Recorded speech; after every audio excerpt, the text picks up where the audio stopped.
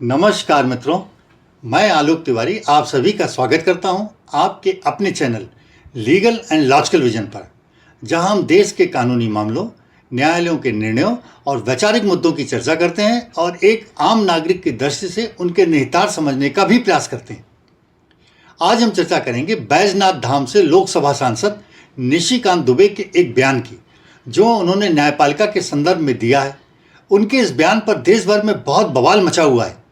बहुत से लोग इसे अभिव्यक्ति की स्वतंत्रता बता रहे हैं, तो बहुत से लोग ऐसे भी हैं जो इसे न्यायालय की अवमानना बता रहे हैं। बहरहाल उनकी अपनी ही पार्टी भारतीय जनता पार्टी ने उनके इस बयान से किनारा कर लिया है और उनके इस बयान को उनका निजी बयान बताया है। मित्रों, ये बयान एक सामान्य नागरिक का नहीं है। ये बयान भारत के नागरिकों के प्रति जवाबदेह एक ऐसे संसद सदस्य का है जो हलाहल विष पीकर उसे गले में स्थिर कर देने वाले बाबा भोलेनाथ के क्षेत्र से आता है, जिसे अपने साथियों के बीच गंभीर और चिंतनवान व्यक्ति माना जाता है। उसके मुख से यह बयान निश्चित रूप से हम सबको चिंतन करने को विवश करता है। अतः आज हम निशिकांत दुबे के बयान को समझने का प्रयास तो करेंगे ही, साथ ही हम उन कारणों को भी समझने का प्रयास करेंगे कि भारत में ऐसी कौन सी परिस्थितियां उत्पन्न हो रही हैं या ऐसी गंभीर परिस्थितियों की आहट सुनाई दे रही है जो निशिकांत दुबे जैसे धीर गंभीर व्यक्ति को भी इस तरह के बयान देने को मजबूर कर रही हैं। हम यह भी समझने का प्रयास करेंगे कि कौन सा बयान अदालत की अवमानना के दायरे में आता है और कौन सा बयान अभिव्यक्ति की आज़ादी का हिस्सा है। साथ ही कौन सा बयान समाज को बांटने वाला या भड़काऊ बयान माना जा सकता है। अतः मेरा आज का ये वीडियो देश के सभी प्रबुद्ध नागरिकों के लिए विशेष है, जो राष्ट्र में चल रही कानूनी गतिविधियों को बहुत पैनी नज़र से देखते हैं। अतः मैं आग्रह करूंगा कि आप वीडियो को पूरा देखें और मामले को अपने दृष्टिकोण से समझने का प्रयास भी करें। चलिए चर्चा प्रारंभ करते हैं। सबसे पहले तो निशिकांत दुबे जी के भाषण को समझते हैं कि उन्होंने क्या कहा है, उन्होंने ऐसा क्या बयान दिया है जो चर्चा में आ गया है। निशिकांत दुबे ने कहा है कि सुप्रीम कोर्ट अपनी सीमा से बाहर जा रहा है। अगर हर चीज के लिए सुप्रीम कोर्ट जाना पड़े तो संसद और राज्य विधानसभाओं को बंद कर देना चाहिए। इस देश में जितने गृह युद्ध हो रहे हैं उनके लिए केवल भारत के मुख्य न्यायाधीश संजीव खन्ना साहब जिम्मेदार हैं। सुप्रीम कोर्ट धार्मिक युद्ध भड़काने के लिए जिम्मेदार है। संसद इस देश का कानून बनाती है। आप संसद को निर्देश देंगे? आपने नया कानून कैसे बनाया? किस कानून में लिखा है कि राष्ट्रपति को 3 महीने में फैसला लेना होगा? इसका मतलब है कि आप इस देश को अराजकता की ओर ले जाना चाहते हैं। सुप्रीम कोर्ट का केवल एक ही उद्देश्य है, मुझे चेहरा दिखाओ, मैं तुम्हें कानून दिखाऊंगा। वक्फ संशोधन अधिनियम की सुनवाई में कोर्ट ने वक्फ बाय यूजर प्रावधान पर सवाल उठाए, लेकिन वही सुप्रीम कोर्ट राम मंदिर या ज्ञान अपील जैसे मामलों में दस्तावेजी सबूत मांगता है।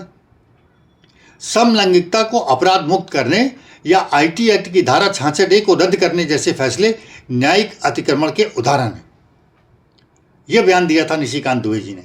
उनका इशारा वक्फ एक्ट की सुनवाई की तरफ था, जब मुख्य न्यायाधीश ने पूछा था कि जामा मस्जिद के कागजात कहां से लाए जाएंगे, लेकिन वहीं सुप्रीम कोर्ट राम मंदिर या ज्ञान अभी मामले में कागजी सबूत मांग रहा था। उन्होंने कहा पूरे विश्व में 2 ही लिंग मान्य हैं, नर और नारी, जिनके मध्य विवाह होता है, और हमारा समाज पुरुष पुरुष के बीच विवाह या संबंधों को अपराध मानता है और स्वीकार नहीं करता। परंतु सुप्रीम कोर्ट ने अपने पिछले फैसले से समलैंगिकता को अपराध मुक्त कर दिया। वहीं उन्होंने पॉर्न फिल्मों से महिलाओं और बच्चों को बचाने के लिए बनाए गए सूचना प्रौद्योगिकी अधिनियम की धारा 66A को कोर्ट द्वारा रद्द करने का हवाला देते हुए इन्हें भी न्यायिक अतिक्रमण के उदाहरण के रूप में लिया। चलिए अब उनके द्वारा दिए गए बयान के अन्य कारण भी समझने का प्रयास करते हैं और सुप्रीम कोर्ट के तमिलनाडु राज्यपाल के संदर्भ में दिए गए निर्णय के इतर जरा दूसरे प्रदेशों की भी बात कर लेते हैं।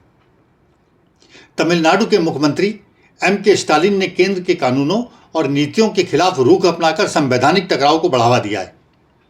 तमिलनाडु विधानसभा ने वक्फ संशोधन अधिनियम 2025 के खिलाफ एक प्रस्ताव पारित किया, इसे वापस लेने की मांग की। स्टालिन ने नागरिकता संशोधन अधिनियम CAA और राष्ट्रीय नागरिक रजिस्टर NRC को तमिलनाडु में लागू न करने की घोषणा की, ये दावा करते हुए कि यह कानून मुस्लिम समुदाय के खिलाफ हैं और भेदभावपूर्ण है। तमिलनाडु ने नई शिक्षा नीति NEP 2020 को लागू करने से भी इनकार किया। इसे राज्य की 2 भाषा नीति तमिल और अंग्रेजी के खिलाफ बताया। स्टालिन ने सुप्रीम कोर्ट द्वारा तमिलनाडु गवर्नर के खिलाफ दिए गए फैसले को संघवाद की जीत बताया है, जिससे जनता में यह धारणा पैदा हुई कि केंद्र के कानून राज्यों पर जबरदस्ती थोपे जा रहे हैं। ये बयान और कार्य जनता में उत्तेजना फैलाने वाले हैं और केंद्र राज्य संबंधों को तनावपूर्ण भी बनाते हैं। वहीं पश्चिम बंगाल की मुख्यमंत्री ममता बनर्जी ने अपने बयानों और कार्यों से संवैधानिक प्रश्न खड़े कर दिए हैं। अप्रैल 2025 में जब सुप्रीम कोर्ट ने 2016 की बंगाल शिक्षक भर्ती प्रक्रिया में अनियमितताओं के कारण 25,753 शिक्षकों की नियुक्ति को रद्द कर दिया, तो ममता ने कहा, मैं इस फैसले को नहीं मान सकती। यह बयान मुख्यमंत्री जैसे संवैधानिक पद पर बैठे व्यक्ति का है, जो सुप्रीम कोर्ट के फैसले को खुलकर चुनौती दे रहा है। इससे शिक्षकों और उसके परिवारों में भ्रम फैला और राज्य में प्रदर्शन भी हुए। ममता ने वक्फ संशोधन अधिनियम 2025 के खिलाफ कहा कि जब तक मैं हूं, यह कानून पश्चिम बंगाल में लागू नहीं होगा। इस बयान के बाद मुर्शिदाबाद में हिंसक प्रदर्शन हुए, जिसमें 3 लोगों की मौत भी हुई। उन्होंने नागरिकता संशोधन अधिनियम CAA और राष्ट्रीय नागरिक रजिस्टर NRC को भी अपने राज्य में लागू न करने की घोषणा की है।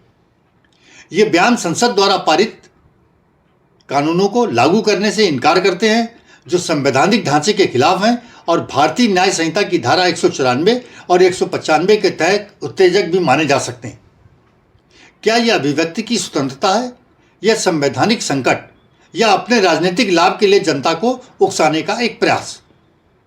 मित्रों, आप सुप्रीम कोर्ट के उन उदाहरणों पर नजर डालते हैं जो असमानता के सवाल उठाते हैं। 8 अप्रैल 2025 को सुप्रीम कोर्ट ने तमिलनाडु सरकार की याचिका पर सुनवाई करते हुए गवर्नर RN रवि के बिलों पर देरी को असंवैधानिक करार दिया और 10 लंबित बिलों को स्वीकृत मान लिया। यह फैसला तमिलनाडु ने संघवाद की जीत के रूप में देखा और भारत के इतिहास में पहली बार तमिलनाडु में कानूनों को बिना राज्यपाल और राष्ट्रपति की स्वीकृति या हस्ताक्षर के अधिसूचित होते हुए भी देश ने देखा। वक्फ संशोधन अधिनियम 2025 के खिलाफ याचिकाओं को सुप्रीम कोर्ट ने तुरंत सुनवाई के लिए स्वीकार किया। 7 अप्रैल 2025 को कोर्ट ने इन याचिकाओं को सूचीबद्ध किया और 16 अप्रैल को अंतरिम आदेश दिया कि अगली सुनवाई तक वक्फ संपत्तियों को डी-नोटिफाई नहीं किया जाएगा। DMK सांसद A राजा और अन्य याचिकाकर्ताओं ने इस अधिनियम को मुस्लिम समुदाय के अधिकारों पर हमला बताया और कोर्ट ने उनकी याचिकाओं को तवज्जो दे दी। लेकिन वहीं अश्वनी उपाध्याय और विष्णु शंकर जैन की याचिकाएं, जो कि यूनिफॉर्म सिविल कोड लागू करने, हिंदू मंदिरों को सरकारी नियंत्रण से मुक्त करने और धार्मिक स्थलों के ऐतिहासिक दावों की जांच के लिए थी, लंबे समय से लंबित थी, को कोर्ट ने कोई प्राथमिकता नहीं दी। हिंदू अधिकारों की असमानता पर न्यायिक हस्तक्षेप नहीं किया गया। ये घटनाएं एक आम हिंदू नागरिक के मन में सवाल तो उठाती ही हैं कि क्या उनके अधिकारों को अनदेखा किया जा रहा है। हिंदू नागरिक के मन में ये सवाल पैदा करती हैं कि क्या सुप्रीम कोर्ट कुछ मामलों में पक्षपातपूर्ण रवैया अपनाता है। मित्रों, अब बयानों अर्थात वक्तव्यों के कानूनी पहलुओं को समझने का प्रयास करते हैं। हम इन्हें 3 श्रेणियों में बांटकर देख सकते हैं। पहला है अभिव्यक्ति की स्वतंत्रता, अपनी बात कहने या रखने की आज़ादी। आइए इसे भारतीय संविधान की दृष्टि से समझने का प्रयास करते हैं। भारतीय संविधान के अनुच्छेद 19(1)(a) के तहत प्रत्येक नागरिक को अपने विचारों, भावनाओं और विश्वासों को स्वतंत्र रूप से व्यक्त करने का मौलिक अधिकार प्राप्त है।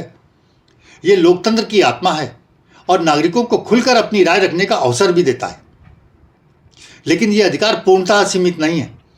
संविधान के अनुच्छेद 19(2) के तहत इस अधिकार पर कुछ उचित प्रतिबंध भी लगाए गए हैं। ये प्रतिबंध भारत की संप्रभुता और अखंडता, राज्य की सुरक्षा, विदेशी राष्ट्रों के साथ मैत्रीपूर्ण संबंध, सार्वजनिक व्यवस्था, शिष्टता और नैतिकता, न्यायालय की अवमानना, मानहानि, उकसाने वाले और भ्रामक बयानों के आधार पर लगाए जा सकते हैं। दूसरा है अदालत की अवमानना, कंटेम्प्ट ऑफ कोर्ट। न्यायालय की अवमानना का मामला न्यायालय अवमानना अधिनियम 1971 द्वारा निर्देशित होता है। भारतीय संदर्भ में अवमानना को स्पष्ट रूप से परिभाषित नहीं किया गया है। इसका अर्थ यह है कि यह न्यायालयों पर ही निर्भर करता है कि क्या कोई क्रिया अवमानना के रूप में मानी जाती है या नहीं। हालांकि यह पूर्ण अधिकार नहीं है। अवमानना को परिभाषित नहीं किया गया है, लेकिन इसके प्रकारों को अधिनियम 1971 के अंतर्गत परिभाषित किया गया है। यह अधिनियम अवमानना के 2 प्रकारों का वर्णन करता है। एक है नागरिक अवमानना और दूसरा है आपराधिक अवमानना। इसके अनुसार कोई भी ऐसा बयान जो न्यायपालिका की गरिमा को ठेस पहुंचाए, उसकी निष्पक्षता पर सीधा हमला करे या उसके फैसलों को लागू करने में बाधा डाले, वह अवमानना के दायरे में आता है। क्या सुप्रीम कोर्ट के फैसले को खुले तौर पर न मानने की धमकी देना इस परिधि में नहीं आता है? ये प्रश्न खड़ा होता है। अब बात करते हैं भड़काऊ और विभाजनकारी बयान। ऐसे बयान जो धर्म, जाति या समुदाय के आधार पर नफरत, हिंसा या तनाव को भड़काते हों, वे न केवल कानूनन गलत हैं बल्कि सामाजिक एकता के लिए खतरा भी है। भारतीय न्याय संहिता की धारा 194, 195 और 197 ऐसे बयानों को अपराध मानती है। मित्रों, अब प्रश्न उठता है कि क्या निशिकांत दुबे ने एक सांसद के रूप में अभिव्यक्ति की स्वतंत्रता के तहत अपनी राय रखी है, या उनका बयान डॉक्टर BR अम्बेडकर द्वारा बनाए गए संतुलन की बात करते हुए संवैधानिक शक्तियों के बंटवारे पर एक वैध सवाल उठाता है और एक कानूनी और संवैधानिक विमर्श को जन्म देता है? यह आपके ऊपर है दर्शकों कि आप इसको क्या मानते हैं। या यह बयान न्यायालय की अवमानना के दायरे में आता है, या यह बयान भड़काऊ बयानों की श्रेणी में आता है? यह दर्शकों को निर्णय करना है। ममता बनर्जी का सुप्रीम कोर्ट के फैसले को न मानना और केंद्र के कानूनों को लागू न करने की घोषणा, जिसने न सिर्फ संवैधानिक संकट पैदा किया अपितु राज्य में हिंसा भी भड़की, इस बयान को किस श्रेणी में लिया जाएगा? स्टालिन का केंद्र के कानूनों का विरोध और सुप्रीम कोर्ट के राज्यपाल पर दिए फैसले को संघवाद की जीत बताना, जनता में भ्रम उत्पन्न करना और केंद्र के प्रति अविश्वास प्रकट करना, ये इन बयानों को किस श्रेणी में लेंगे? दर्शकों, इसका फैसला आप स्वयं करें। सुप्रीम कोर्ट करे या कानूनविद करें, वे इन बयानों को किस श्रेणी में रखना चाहते हैं? अभिव्यक्ति की स्वतंत्रता मानते हैं या कोर्ट की अवमानना? बहरहाल निशिकांत दुबे का बयान समग्र रूप से देखा जाना चाहिए।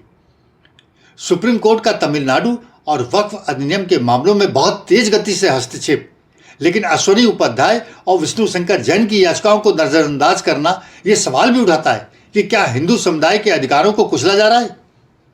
और शायद निशिकांत दुबे का बयान इसी परिप्रेक्ष्य में दिया गया हो।